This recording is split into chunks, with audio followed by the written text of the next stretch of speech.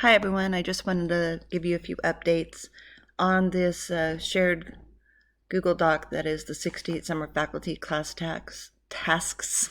I will put in anytime I do an update in there, so just make sure you're pulling this new one up each time. And I'll try to add this to the non-published materials in the master section as well. But I did add a few videos in here, but I also updated down at the bottom on the after class. So this section in here has some new information.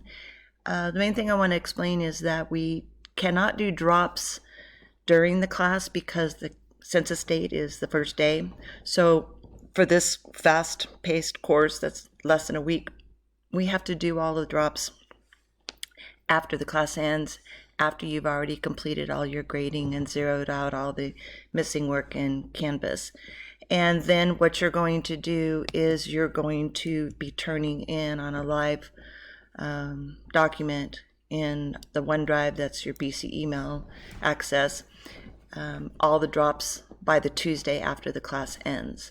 So for this class, everybody's considered non-attending if they never participated at all, like logged in, or if they have not done any submissions other than hitting the next button, or even a mark is done doesn't mean they submitted anything. They have to have actually submitted something that would count as points.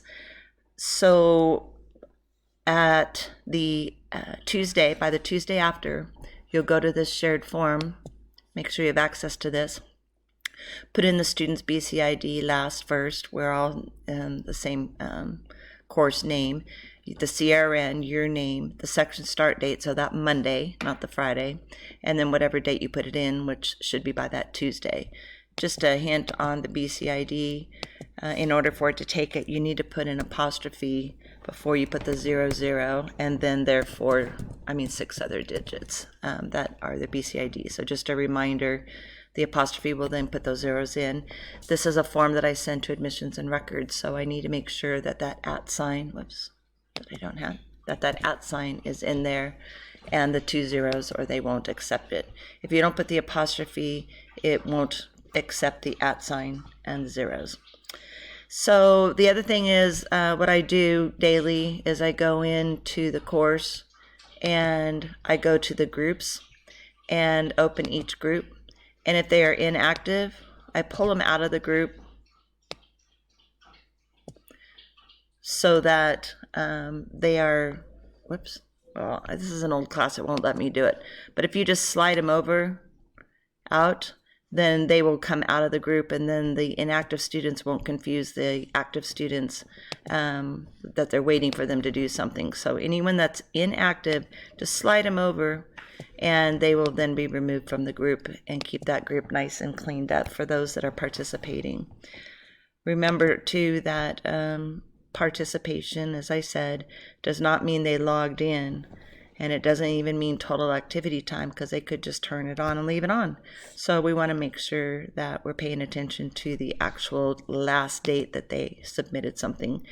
Using user details, you can go in and take a look at what they've done. This is an old class, so it might not let me do anything, but yeah. So you can take a look at interactions, things like that, and that should help you with determining who is still participating in the class. Well, I hope this helps. Sorry, I'm Sunday morning, haven't had enough coffee.